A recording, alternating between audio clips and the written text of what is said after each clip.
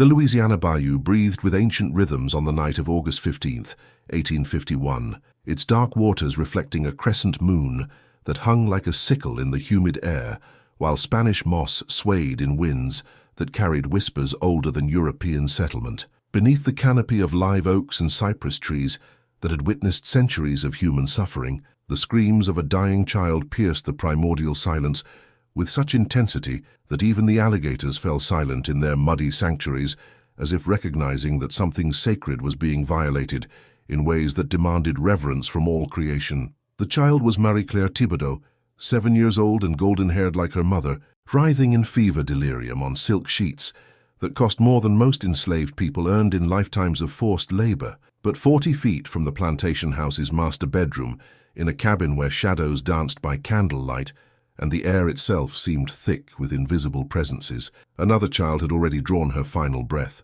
little Josephine, daughter of the woman they called Maman Brigitte, though her Christian name was listed in plantation records as simply Brigitte, house servant, age 32, valued at $800. Before we dive deeper into tonight's terrifying tale of supernatural revenge, please like, subscribe, and comment below where you're watching this video, and also hit the notification bell so you don't miss our darkest stories. Brigitte pressed her weathered palms against the rough cypress planks of her cabin walls and felt the tremor of approaching death ripple through Bel Rave plantation, like earthquake tremors that shook foundations, both physical and spiritual. The woman who served as unofficial spiritual leader for 53 enslaved souls had spent the last 3 days watching her own daughter succumb to the same fever that now claimed the master's child. But no white doctor had been summoned to ease Josephine's suffering with laudanum or cool compresses. Enslaved children died quietly in quarters, their passing noted only as depreciation in property ledgers, while white children's illnesses mobilized entire households in desperate attempts to preserve bloodlines that carried legal and financial significance beyond mere parental love. Tonight would mark the end of such casual dismissal of black maternal grief. Tonight, the woman whose African grandmother had taught her the deepest mysteries of death and resurrection would demonstrate that some losses created debts that transcended mortal law, that maternal love could be transformed into forces more terrible than hurricane winds when justice demanded payment for accumulated cruelties. The spirits of her ancestors, who had crossed the Atlantic in slave ships, yet somehow preserved their knowledge of how death could serve life's greater purposes, were gathering in response to her silent summons, ready to channel cosmic retribution through hands that had once healed, but now prepared to harvest. Welcome back to our channel, where we excavate the most chilling stories buried beneath America's sanitized history, where we uncover truths that challenge comfortable narratives about our nation's past. Today's tale takes us deep into Louisiana's haunted bayous, to a world where West African spiritual traditions merged with Creole mysticism to create powers that slavery's architects never imagined their victims might possess. If you're prepared to journey into darkness, where maternal grief becomes supernatural weapon, where the boundary between life and death dissolves under pressure of injustice too great for mortal hearts to bear, then subscribe to our channel and activate notifications, because this story of voodoo vengeance will forever change how you understand the hidden resistance that helped bring down America's most evil institution. Bel Rave sprawled across 3,000 acres of Louisiana's most fertile delta soil, its cane fields stretching toward horizons that shimmered with heat mirages, and the promise of wealth that flowed like golden syrup from enslaved labor into white coffers. The plantation house rose from manicured grounds like a Greek temple transported to subtropical paradise, its massive Doric columns supporting galleries that caught Gulf breezes, while providing elevated vantage points for observing field operations that required constant supervision to maintain productivity quotas that treated human beings like agricultural machinery designed to extract maximum profit from minimum investment. The mansion's architectural grandeur reflected 3 generations of Tibido family wealth, built on sugar cultivation that demanded year-round labor from enslaved workers whose life expectancy on Louisiana plantations ranked among the lowest in the American South. The main structure featured 26 rooms, arranged around a central hall designed for entertaining visitors who came to admire the family's success while remaining carefully blind to the human cost that made such luxury possible. Hand-carved mahogany woodwork, created by enslaved artisans, whose skills had been developed through generations of forced apprenticeship, adorned walls that displayed portraits of family patriarchs whose stern expressions seemed to approve the systematic brutality that preserved their posthumous wealth. Master Jean-Baptiste Tibido embodied the particular variety of Creole aristocrat who viewed slavery not as unfortunate necessity, but as divine institution that brought civilization to savage races while generating prosperity for their natural superiors. His pale blue eyes held the cold calculation of a man who had inherited not only vast wealth, but absolute conviction in his right to own human souls, to breed them like livestock, to sell their children as easily as disposing of surplus cattle when market conditions demanded capital liquidity. His daily routine began before dawn, with inspection tours of slave quarters designed to detect illness, escape attempts, or forbidden activities like practicing African religious rituals that might undermine the carefully constructed hierarchy that kept 53 human beings in absolute subjugation to his will. The master's wife, Celestine, had arrived at Bel Rave from New Orleans society with romantic notions about plantation life that quickly adapted to accommodate realities that required active participation in systematic dehumanization of people who served her daily needs. She had learned to ignore the screams that drifted from punishment sites when enslaved people required correction, to exploit maternal bonds by threatening to sell children if parents showed signs of resistance, to maintain her authority through calculated displays of arbitrary cruelty that reminded everyone of their complete dependence on her capricious mercy. Her transformation from sheltered city girl to plantation mistress had been thorough enough that she now viewed the death of enslaved children as unfortunate property loss rather than human tragedy, deserving genuine grief. Their daughter Marie-Claire represented everything the Tibido bloodline aspired to preserve and perpetuate: golden hair that caught sunlight like spun silk, green eyes that sparkled with intelligence and privilege, a melodious laugh that filled the house with joy whenever she played with expensive toys imported from Paris. At 7 years old, she already displayed the casual cruelty that plantation society cultivated in white children, treating enslaved playmates like living dolls who existed solely for her entertainment, exhibiting no more concern for their feelings than she would show toward furniture that could be rearranged according to her whims. The hierarchies that governed Bel Rave's social structure were as rigid as cast iron and as complex as the root systems that anchored cypress trees in Bayou soil, with each level designed to prevent solidarity among the oppressed while maximizing productivity through psychological manipulation that was often more effective than physical coercion. House servants occupied precarious middle ground between field labor and freedom, granted small privileges like better food, superior clothing, and protection from the worst overseer brutalities in exchange for absolute loyalty and willingness to inform on fellow enslaved people who exhibited signs of discontent or rebellion. Field hands endured conditions that killed approximately 1/3 of new arrivals within their first year, but those who survived developed networks of mutual support that provided emotional sustenance and practical assistance during the darkest periods of plantation discipline. Sugar cultivation required skilled labor for processes like cutting, grinding, and boiling that demanded coordination and timing, creating opportunities for subtle sabotage that could destroy entire crops if overseers failed to maintain constant vigilance over workers who appeared submissive while harboring profound resentment toward the system that had stolen their freedom. At the bottom of even this inverted hierarchy existed those who had fallen from whatever favor enslaved people could achieve within systems designed to crush human dignity: the rebellious who had been broken but remained valuable enough to preserve,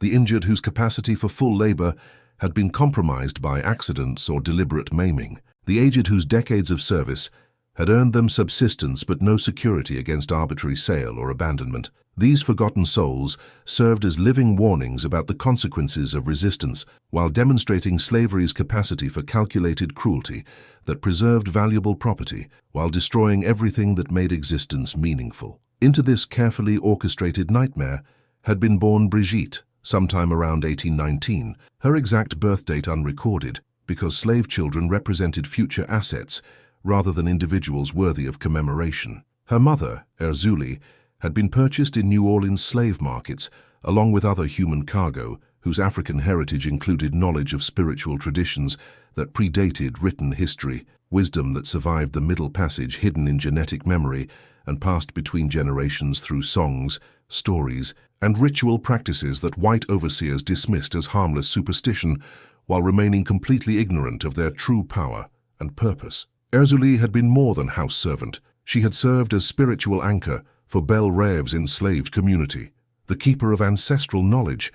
that provided psychological and emotional resources for survival under conditions designed to break human spirits along with human bodies. She taught her daughter not only practical skills like herbal medicine and midwifery, but deeper mysteries about the relationship between visible and invisible worlds, the ways that death could serve life when properly understood and channeled, the responsibility that came with gifts that connected certain bloodlines to forces that operated beyond white comprehension or control. When Erzulie died during the cholera epidemic of 1833, 14-year-old Bridget inherited more than healing knowledge and spiritual responsibilities. She received the accumulated pain of generations who had died far from their ancestral homes, the genetic memory of mothers whose children had been sold like livestock, the sacred obligation to serve as bridge between the living community and the realm of ancestors who waited patiently for opportunities to balance cosmic scales that human law had tilted too far toward injustice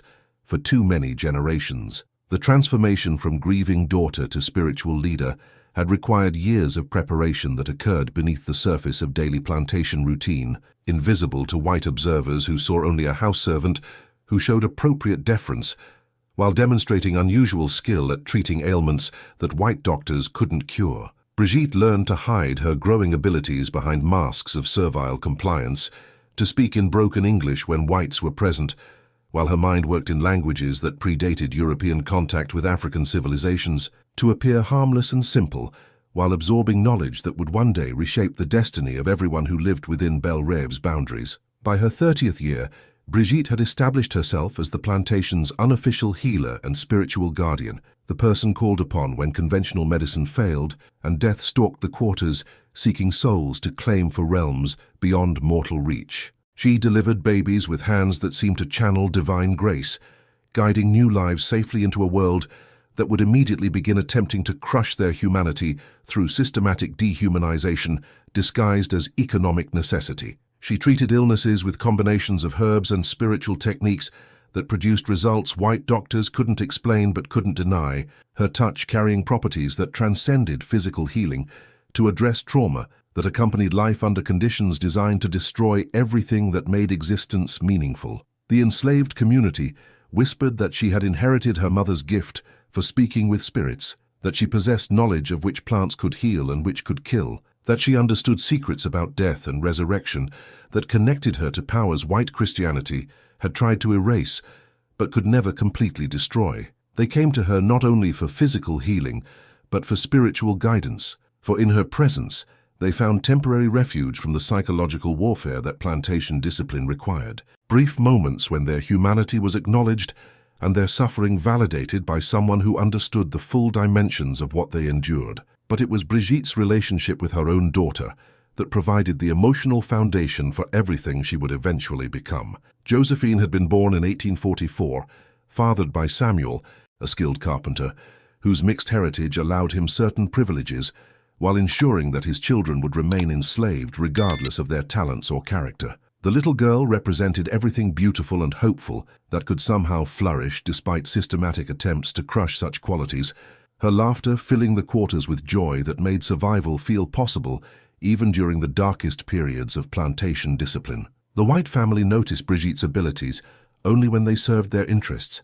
viewing her skills as valuable property enhancement rather than expressions of profound spiritual gifts that connected her to cosmic forces beyond their comprehension. When Celestine suffered complications during Marie Claire's birth that threatened both mother and child, it was Bridget's intervention that preserved the family line while ensuring the mistress retained her capacity for future reproduction. When plantation children fell victim to seasonal illnesses that periodically swept through Louisiana like avenging angels, Bridget's remedies saved lives that white medicine had given up for lost. These services earned her conditional privileges: a larger cabin, permission to maintain an herb garden, exemption from field work during harvest seasons when every available hand was typically pressed into cane-cutting service that could kill workers through exhaustion or industrial accidents. But such favors came with the understanding that her gifts existed solely for white benefit, that her knowledge could be commanded rather than requested, that her life and her daughter's life remained subject to arbitrary decisions that could separate families as easily as disposing of unwanted livestock. The breaking point had been building for months before the fever epidemic struck Bel Rave in August 1851, accumulating pressure like steam in a boiler that would eventually explode with devastating force. Josephine had grown into a precocious 7-year-old whose intelligence and curiosity made her question the fundamental assumptions that plantation society required enslaved children to accept without resistance. She had begun asking why white children could play while black children worked, why her mother's healing abilities weren't recognized with wages or freedom, why families in the quarters lived in fear of separation, while white families enjoyed security and stability that seemed divinely ordained. Such questions represented dangerous thinking that could spread like contagion among enslaved people who were supposed to accept their condition as natural law rather than human choice, and Bridget had been warned by overseers that her daughter's uppity attitude required correction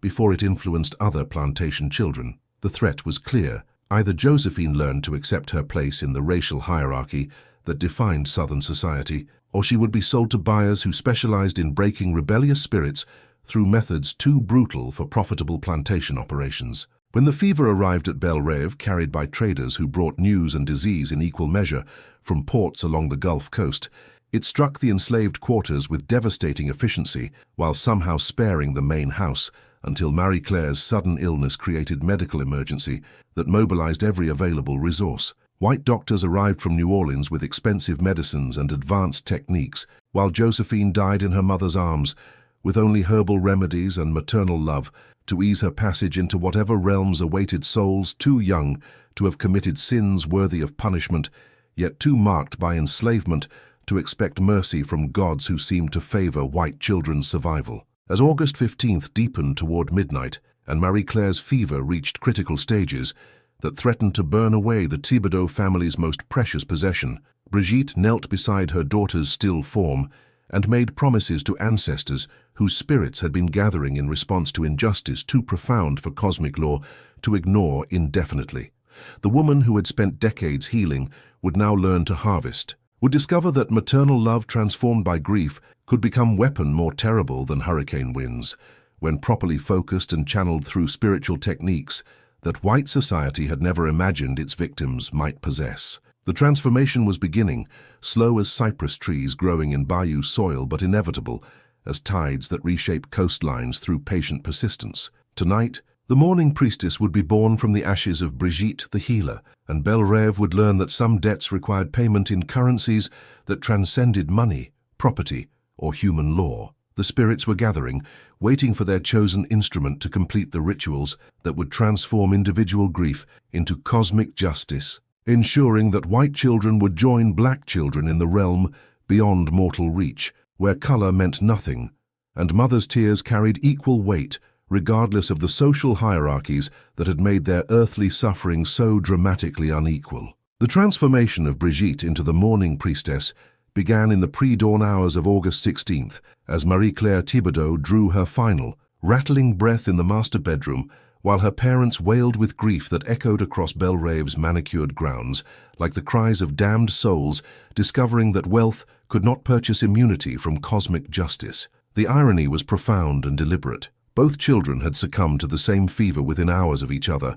but while Josephine's death had passed unnoticed by the white family who owned her mother's body and soul, Marie Claire's passing would be mourned with elaborate funeral rites and marble monuments that proclaimed the infinite value of white life, while simultaneously demonstrating the expendable nature of black existence. But as dawn broke over Louisiana's delta landscape, painting the Bayou waters in shades of crimson that seemed prophetic rather than merely meteorological, something fundamental had shifted in the spiritual architecture of Bel Rave Plantation. The woman who had spent decades channeling ancestral wisdom into healing arts had discovered that the same knowledge could be redirected toward purposes that served justice rather than mercy. That maternal love transformed by grief could become a weapon more terrible than hurricane winds when properly focused through ritual techniques that white society had never imagined their victims might possess. The first manifestation of Bridget's transformation occurred during Marie-Claire's funeral, an elaborate ceremony that brought together the cream of Louisiana plantation society to pay respects to a family that represented everything Southern aristocracy aspired to preserve and perpetuate. Mourners arrived in carriages that gleamed with fresh paint and brass fittings, maintained by enslaved hands, their black silk garments rustling like raven wings as they gathered beneath Spanish moss that draped the cemetery like nature's own funeral shroud. The minister who delivered the eulogy spoke eloquently about innocent souls called home to glory, while carefully avoiding any mention of the enslaved child who had died on the same night, whose small body had been buried in unmarked soil without ceremony or recognition. As the congregation bowed their heads in prayer for Marie-Claire's eternal rest, Bridget stood among the house servants required to attend their mistress's final moments, her weathered hands folded in apparent submission, while her lips moved in silent incantations that had nothing to do with Christian redemption. She was calling upon forces that predated European settlement of Louisiana by millennia, invoking ancestral spirits who had crossed the Atlantic in slave ships, yet somehow preserved their knowledge of how death could serve life's greater purposes when properly channeled through bloodlines that carried the genetic memory of African kingdoms. The words she whispered were in Yoruba, the language her grandmother had spoken before being torn from her homeland and sold in New Orleans slave markets, where human beings were evaluated like livestock and purchased according to their capacity for generating profit through forced labor. But these were not words of mourning or supplication. They were commands issued to cosmic forces that governed the relationship between suffering and retribution, instructions that would ensure Marie-Claire's spirit found no peace in whatever realm awaited departed souls until justice had been served for the countless enslaved children whose deaths had passed unnoticed and unlamented. The ritual Bridget performed during the funeral was subtle enough to escape white observation, but powerful enough to establish spiritual connections that would persist beyond physical death, binding Marie-Claire's essence to the realm of ancestral spirits, where moral law superseded human legislation and where the scales of justice operated according to principles that measured suffering rather than social status. She was not simply cursing the dead child, but conscripting her spirit into service as the first soldier in an army of the wronged that would eventually include every member of the Tibido bloodline who died before their debts to cosmic justice had been paid in full. The weeks following Marie-Claire's funeral revealed the true scope of changes that had occurred in Bridget's spiritual constitution during those hours when she knelt beside her daughter's cooling body and made promises to ancestors whose patience with injustice had finally been exhausted. The healing abilities that had made her valuable to the white family began operating according to different principles. Her touch still gentle when applied to enslaved people who suffered under the system she was systematically undermining, but subtly toxic when requested by those who profited from human bondage. When Master Jean-Baptiste summoned her to treat a persistent cough that had been troubling him since Marie-Claire's death, Brigitte prepared remedies that provided immediate relief while introducing compounds that would create long-term damage to organs that white medicine couldn't detect or repair. The herbs she gathered from her garden had been transformed by months of ritual cultivation that infused them with properties that existed in spiritual rather than chemical dimensions, their effects operating through channels that connected individual health to cosmic justice in ways that made cause and effect impossible to trace through conventional investigation. The enslaved community began to notice subtle changes in their spiritual leader that reflected the profound transformation occurring in the depths of her being. Where once she had moved through Bel Rave's grounds with the quiet grace of someone attuned to natural rhythms and seasonal cycles, she now walked with the measured pace of inevitability itself, her very presence causing birds to alter their flight patterns and insects to cease their constant humming, as if nature itself recognized that she had become something more and less than human. Her garden, where she cultivated medicinal plants with knowledge passed down through generations of African healers, had been transformed into something that resembled a pharmacy designed by supernatural intelligence. Traditional healing herbs grew alongside species that existed nowhere else on Earth, their properties so potent that a single leaf could cure ailments that baffled trained physicians, or induce symptoms that mimicked natural diseases, while operating through spiritual mechanisms that left no physical evidence of deliberate intervention. The transformation was not limited to Brigitte's individual abilities,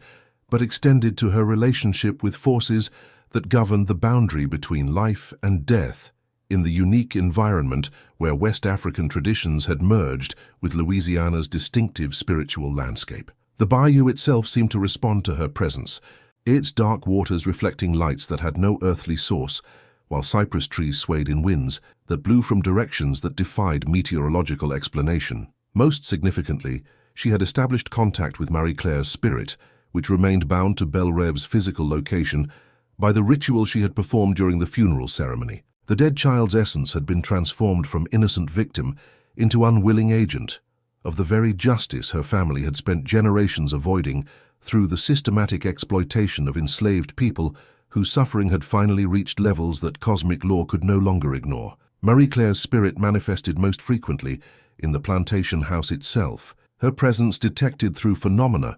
that white rationality struggled to explain or dismiss. Mirrors cracked without cause in rooms where she had once played, cold spots appeared during Louisiana's sweltering summer heat,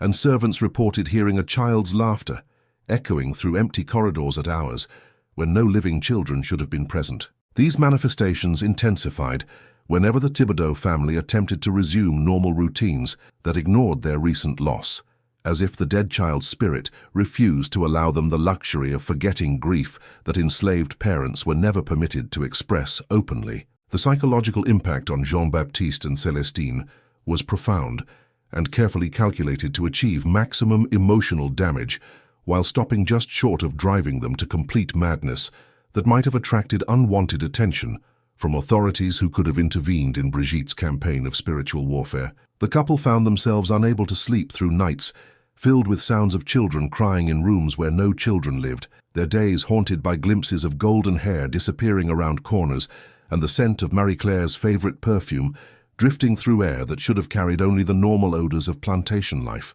But these supernatural manifestations were merely the opening movements in a symphony of sorrow that would eventually encompass the entire Tibido bloodline and transform Bel Rave from a symbol of southern prosperity into a monument to the wages of systematic oppression. Brigitte had established spiritual connections that would persist across generations, ensuring that every future birth would be shadowed by ancestral spirits who remembered their own stolen children. Every attempt to continue the family line would be contested by forces that demanded payment for centuries of accumulated injustice. The mechanism through which her curse operated was rooted in African theological concepts that understood death not as termination, but as transition to different forms of existence, where spiritual law superseded human legislation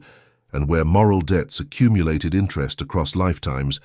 until they became impossible to ignore or defer. Marie Claire's conscripted spirit served as the focal point for energies that would eventually draw other Tibido souls into the same realm of perpetual service to justice, creating an ever-expanding network of the dead who worked to balance cosmic scales that had been tilted toward cruelty for far too many generations. The summer of 1852 brought the first clear evidence that Brigitte's transformation had achieved permanent status when Celestine announced another pregnancy to a household that had learned to greet such news with cautious pessimism rather than celebration. Previous pregnancies had been successful, producing healthy children who grew into the entitled heirs their parents expected them to become. But this pregnancy felt different from its earliest stages, shadowed by complications that white doctors couldn't explain and spiritual influences they couldn't detect. Celestine began experiencing dreams that featured African goddesses who spoke in languages she didn't understand but somehow comprehended perfectly, visions of enslaved children crying out for mothers who would never see them again, nightmares where her own unborn child was sold at auction while she watched helplessly from behind invisible barriers that prevented her from intervening. She woke from these nocturnal torments with physical symptoms that no amount of medical attention could alleviate. Nausea so severe that she couldn't keep food down for days, headaches that felt like iron spikes being driven through her skull, and a persistent sense that something malevolent was growing inside her womb, alongside the baby she carried. The pregnancy progressed through increasingly ominous stages that seemed to mock the natural process of creating life, while demonstrating that cosmic justice operated according to timelines that made human planning seem temporary and irrelevant. Celestine's body swelled with fluid that made movement difficult and breathing laborious. But the baby's growth seemed stunted despite her expanding abdomen. Kicks that should have been strong enough to be felt through her dress were weak and irregular, as if the child lacked the vitality that healthy development required. Most disturbing of all were the moments when she felt certain that something else was moving inside her, something that had no business being there, something that felt cold and hostile, and fundamentally wrong in ways that defied medical explanation, while confirming Brigitte's success in establishing spiritual channels that could influence physical reality according to principles of justice rather than biology. Brigitte attended Celestine during this pregnancy, as she had during previous ones, her healing hands as gentle as ever when observed by white witnesses, her knowledge of herbal remedies as extensive as before when questioned by physicians who remained ignorant of the deeper forces operating through her interventions. But those with eyes trained to perceive spiritual realities could observe that her treatments provided temporary relief while ensuring that underlying problems continued to worsen, according to patterns that served cosmic justice rather than maternal health. She was no longer simply healing or harming according to individual circumstances, but orchestrating a spiritual assault that would demonstrate to the Tibido family what it felt like to lose something precious and irreplaceable while being powerless to prevent such loss through wealth, social position, or appeals to human authority. Every remedy she prepared contained both medicine and poison. Every treatment offered hope while delivering despair. Every moment of apparent improvement masked deeper deterioration that would eventually culminate in tragedy that served larger purposes than individual suffering. The birth, when it finally came in March of 1853, was attended by complications that should have been fatal to both mother and child, but somehow stopped just short of causing deaths that would have ended Brigitte's campaign before it could achieve its full potential. Celestine labored for 48 hours in agony that seemed designed to inflict maximum psychological trauma while preserving her ability to endure similar experiences in the future. The baby, when it finally emerged, lived just long enough to be baptized Jean-Baptiste Jr. before succumbing to conditions that white medicine couldn't diagnose or treat, but that spiritual wisdom recognized as the inevitable result of cosmic debt coming due. As Celestine's screams echoed across Bel Rave's grounds that March night, Brigitte stood in the doorway of the delivery room and smiled with satisfaction as cold as Bayou water in winter. Marie-Claire's spirit had successfully claimed her first sibling, drawing another Tibido soul into the realm where ancestral justice operated according to principles that measured suffering rather than social status. This was only the second payment on a debt that would take generations to settle in full, but it established the pattern that would eventually consume every member of the bloodline until no one remained to inherit the sins of their fathers or the willful blindness of their mothers. The spiritual mechanics of her curse were now operating at full efficiency, creating connections between her will and the Tibido family that would persist regardless of physical proximity or conscious awareness. Every future pregnancy would be shadowed by spirits who remembered their own stolen children. Every birth would be contested by forces that demanded justice for centuries of accumulated cruelty. Every attempt to continue the family line would be met with supernatural resistance that grew stronger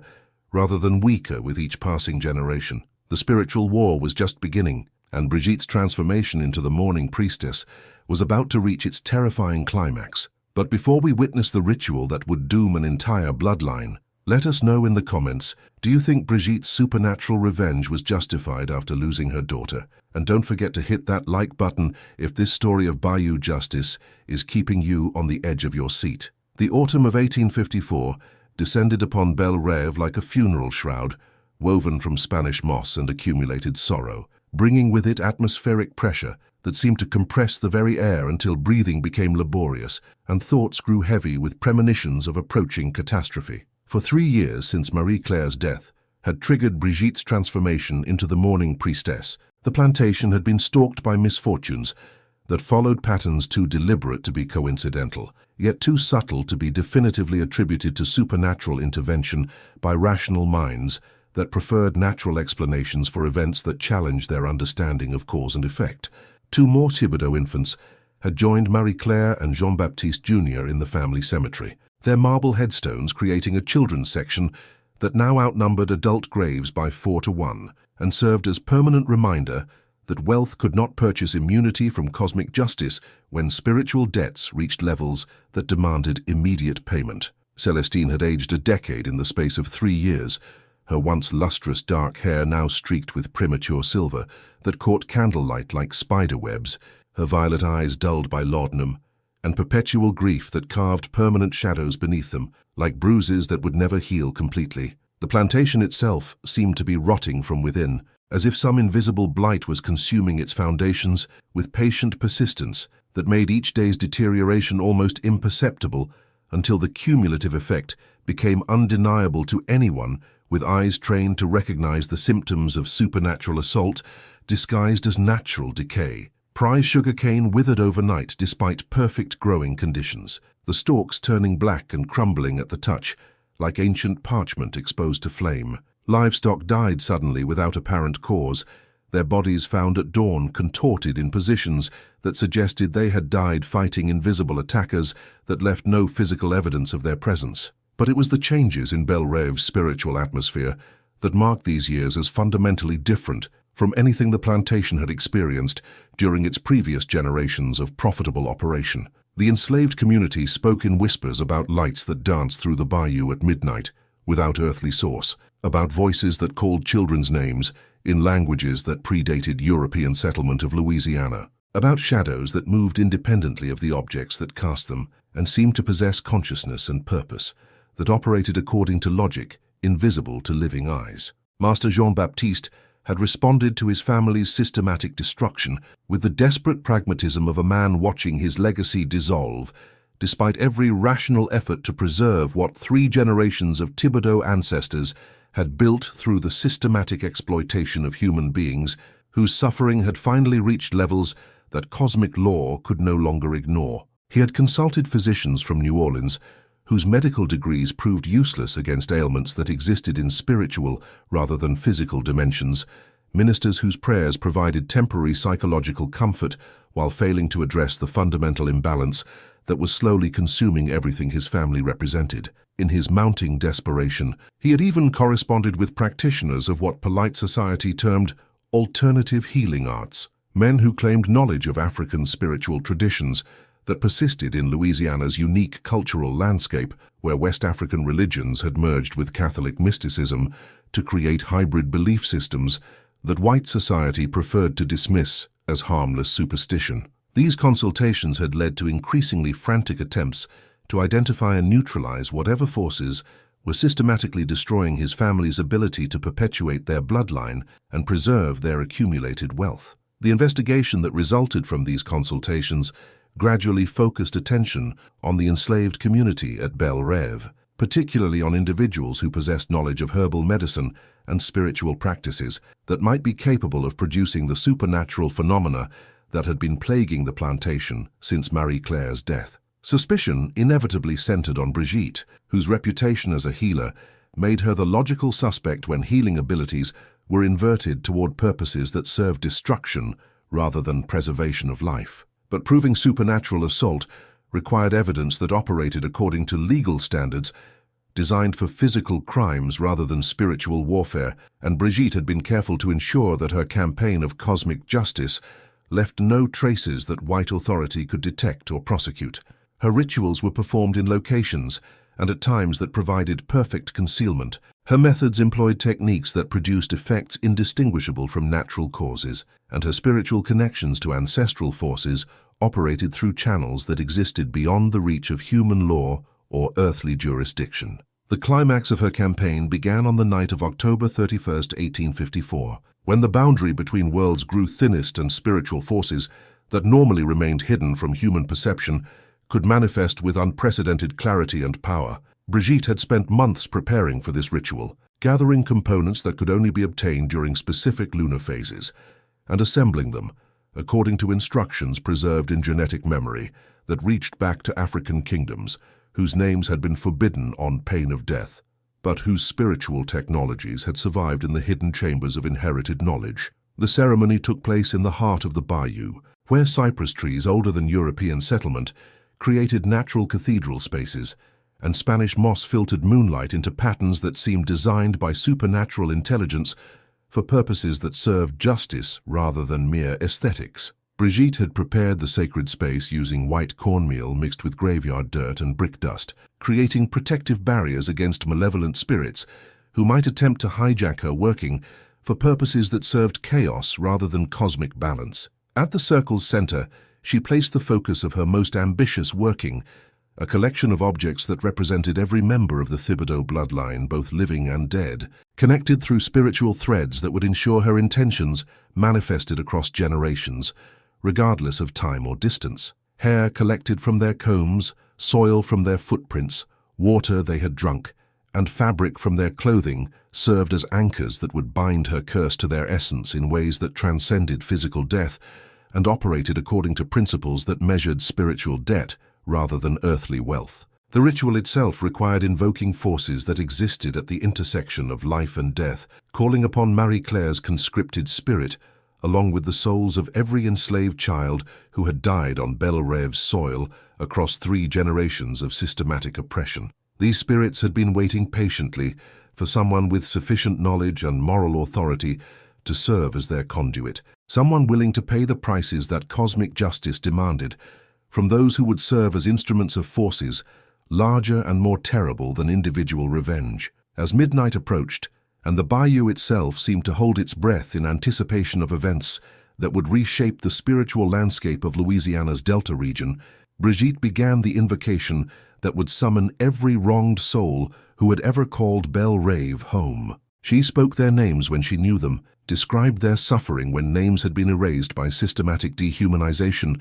called upon their spirits to witness her petition for justice that had been too long delayed by human authority that served wealth rather than moral law. The air grew thick with presence as dozens, then hundreds of ancestral spirits gathered in response to her call, their combined energy creating pressure that made breathing difficult while causing reality itself to blur around the edges, like a photograph exposed to excessive light. The waters of the bayou began to glow with phosphorescence that had no natural explanation, while cypress trees swayed in winds that blew from directions that defied meteorological logic and carried voices that spoke in languages older than written history. The words that flowed from Brigitte's lips came from Yoruba traditions that had been preserved through generations of careful transmission, despite every attempt to erase African cultural identity through the systematic brutality that slavery required for its successful operation. But these were not words of healing or protection. They were commands issued to cosmic forces that governed the relationship between oppression and liberation, instructions that would ensure no member of the Tibido bloodline ever knew peace or prosperity until they had experienced loss proportional to the suffering they had inflicted on countless enslaved families. Her voice rose and fell in rhythms that matched the heartbeat of the earth itself, weaving intentions into reality through sound and gesture, and absolute faith in her ancestral inheritance, while the power flowing through her mortal form threatened to tear her apart at the cellular level. She was no longer acting as individual woman seeking revenge for personal loss, but as the instrument of forces that had waited patiently for someone willing to pay the prices required to balance scales that had been tilted toward injustice for far too many generations. The climax came as the church bell in Bel Rave's main house struck midnight, its bronze notes rippling across the bayou like stones thrown into still water that carried vibrations to distances far beyond their apparent range. At that moment of perfect spiritual alignment, Brigitte felt the power of every ancestor present flow through her body with intensity that threatened to vaporize her physical form while simultaneously transforming her into something more durable than mere flesh and bone. In that instant of perfect communion between the living and the dead, between individual will and universal justice, she spoke the words that would conscript every future Tibido child into service as spirit soldiers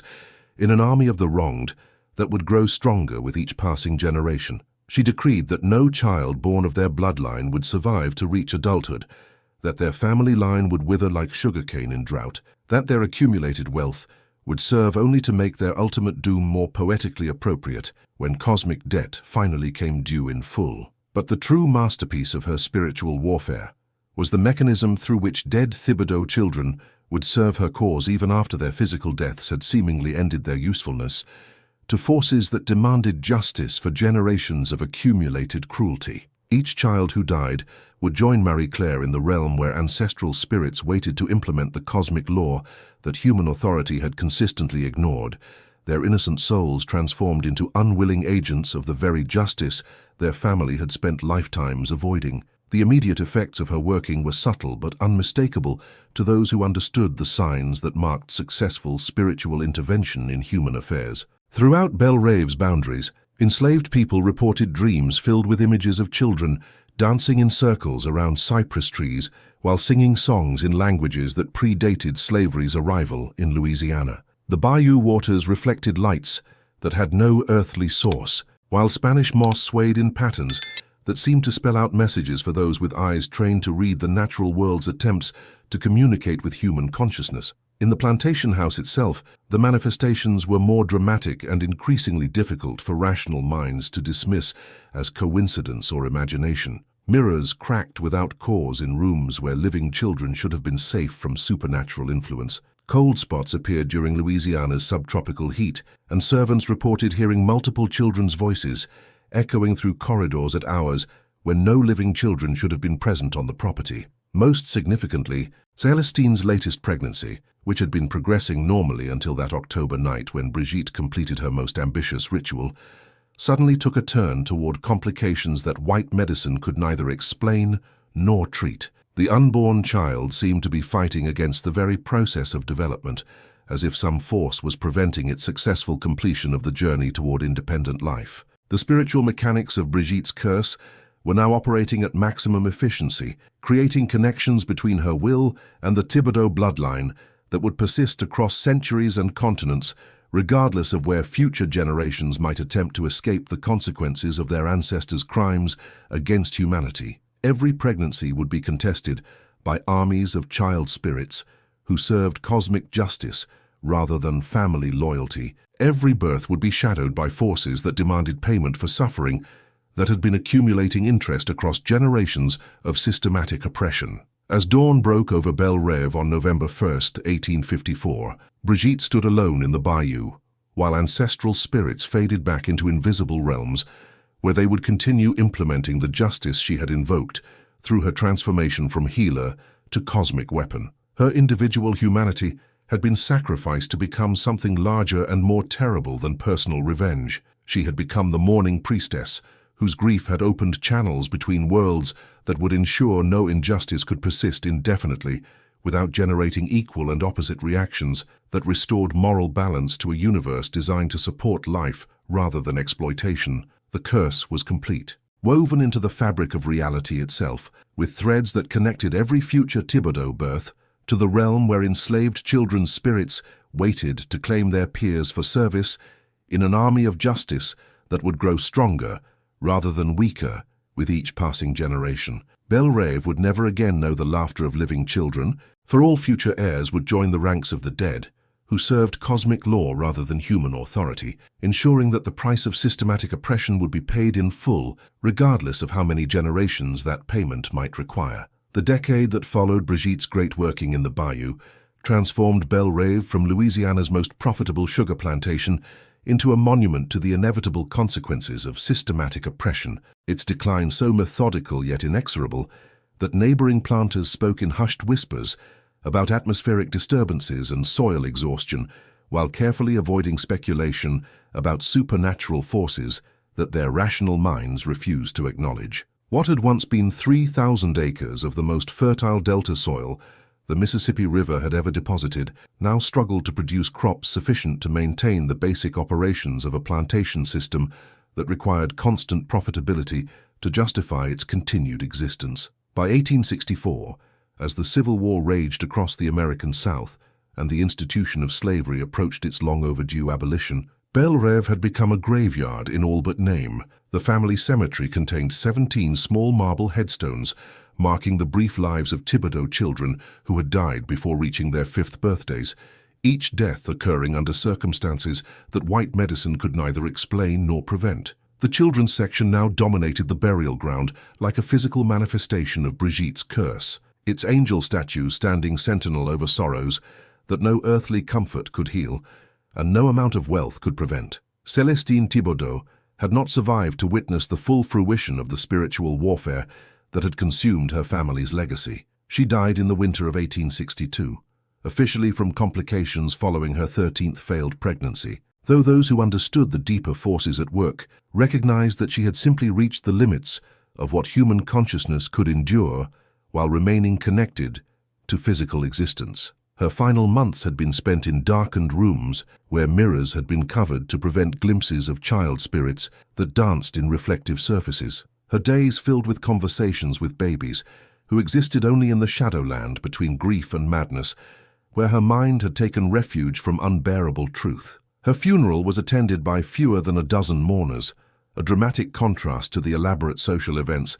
that had once marked significant occasions in Louisiana plantation society. The minister who delivered her eulogy spoke carefully neutral words about Christian redemption and eternal rest, while avoiding any mention of the supernatural circumstances that had transformed her life into a prolonged exercise in cosmic justice, made manifest through reproductive failure. Even in death, she remained trapped within the boundaries of a curse that would continue operating until the last member of her bloodline had experienced loss proportional to the suffering their family had inflicted on countless enslaved mothers. Master Jean-Baptiste survived his wife by less than 2 years, his death in early 1864 coinciding with Union forces' occupation of Louisiana parishes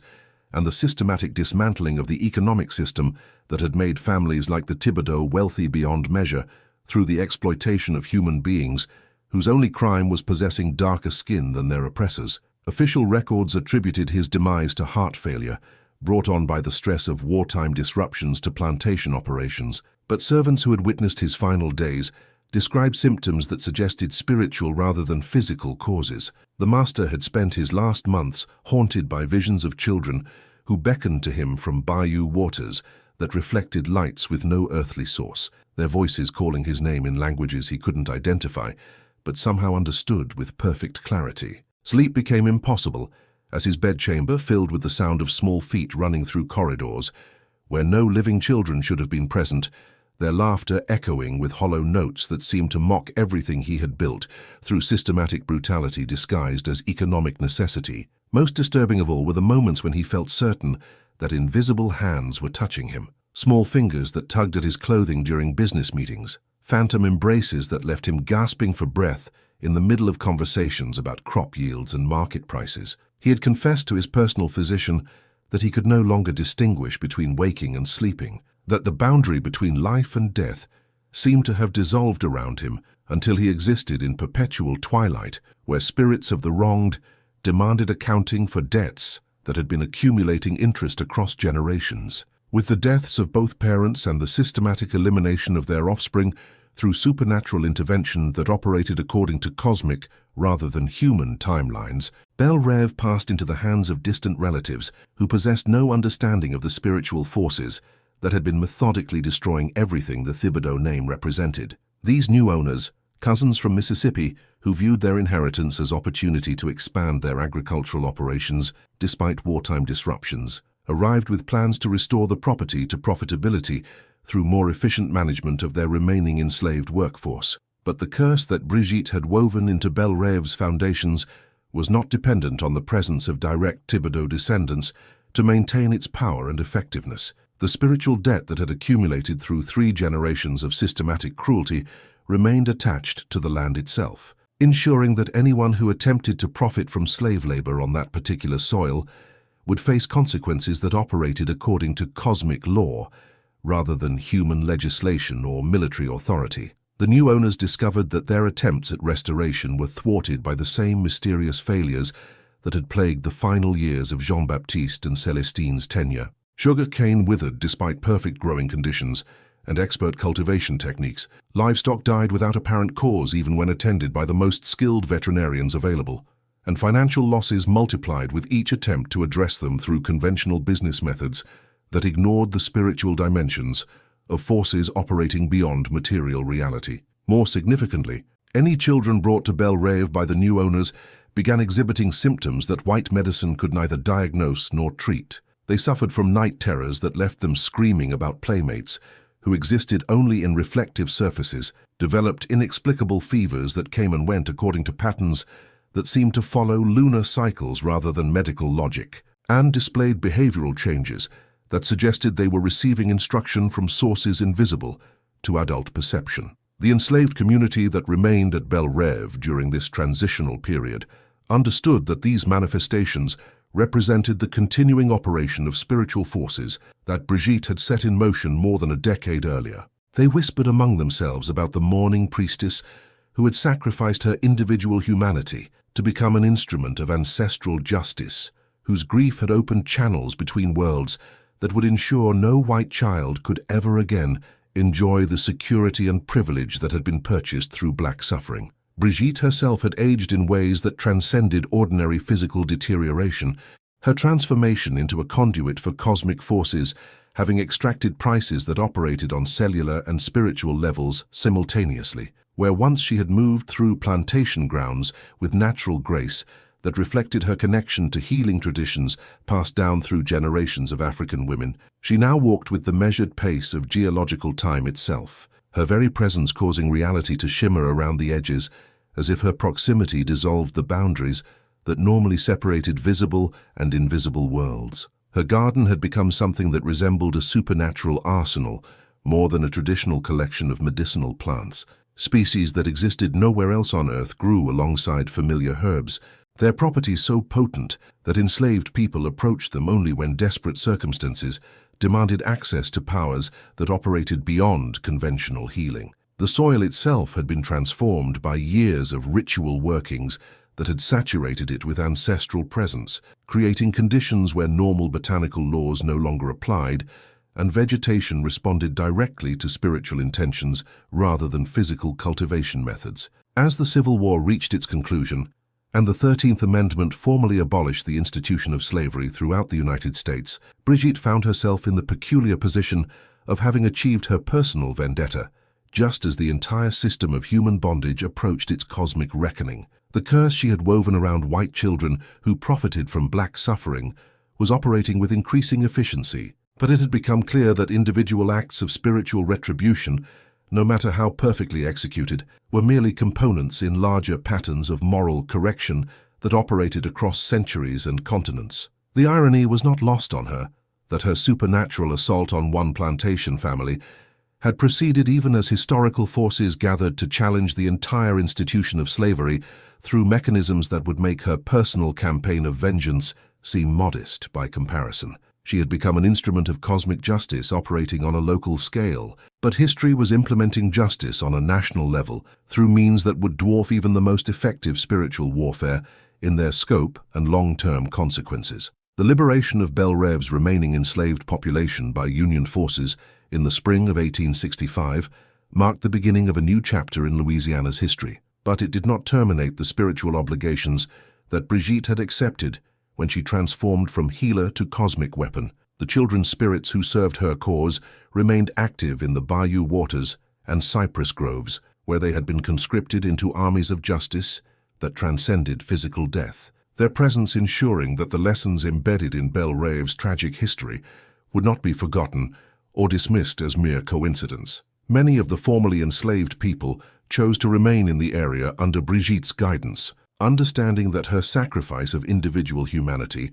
had purchased not only their freedom, but a demonstration that spiritual resources existed within African traditions that no amount of oppression could completely destroy. They established communities that honored the memory of those who had died under slavery while preserving the knowledge that had enabled one grieving mother to challenge forces that seemed invincible through purely material resistance. Bridget's story became legend among those who understood that individual resistance, when properly aligned with cosmic forces and ancestral wisdom, could achieve victories that seemed impossible according to purely human calculations. The mourning priestess of Louisiana had demonstrated that maternal love, when transformed by injustice into instrument of spiritual warfare, possessed power to reshape reality according to principles that transcended the temporary authority of those who mistook wealth for wisdom and ownership for moral righteousness. As Reconstruction began the long process of rebuilding a nation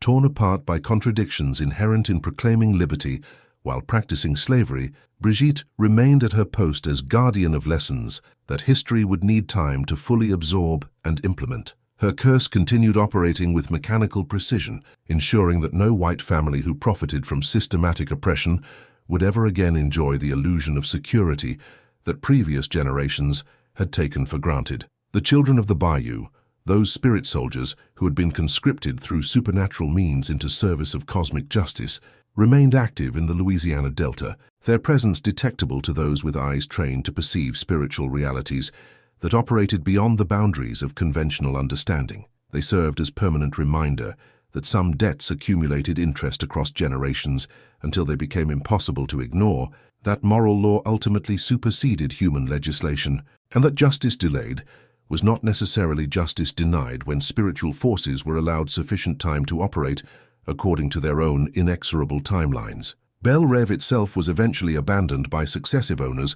who discovered that no amount of capital investment or agricultural expertise could overcome the spiritual blight that had settled over the property like morning fog that refused to lift even under the most intense sunlight. The plantation house gradually succumbed to Louisiana's subtropical climate and the supernatural forces that accelerated its decay, its columns cracking and its galleries sagging until the entire structure resembled a monument to the inevitable consequences of building prosperity on foundations of human suffering. The Bayou reclaimed much of the cultivated land, cypress trees growing where sugarcane had once generated profits that sustained one of Louisiana's wealthiest families. Spanish moss draped the ruins like nature's own funeral shroud, while alligators returned to waters that reflected lights with no earthly source and carried echoes of children's voices that spoke in languages older than European settlement of the Americas. The Mourning Priestess achieved what seemed impossible. She brought down an entire plantation dynasty, using nothing but grief transformed into spiritual weapon. Brigitte's curse didn't just destroy one family. It demonstrated that cosmic justice operates on timelines that make human power seem temporary, that mother's love, when combined with ancestral wisdom, could challenge systems that appeared invincible. Her story raises profound questions. Was supernatural vengeance justified after centuries of systematic cruelty? Can spiritual resistance achieve victories that physical rebellion cannot? What do you think about the price Brigitte paid to become an instrument of cosmic justice? Share your thoughts in the comments below. And don't forget to subscribe for more stories that reveal the hidden spiritual warfare that helped bring down America's most evil institution. Hit that notification bell, because next week we're exploring another tale of supernatural justice from the darkest chapters of our nation's past. You won't want to miss it.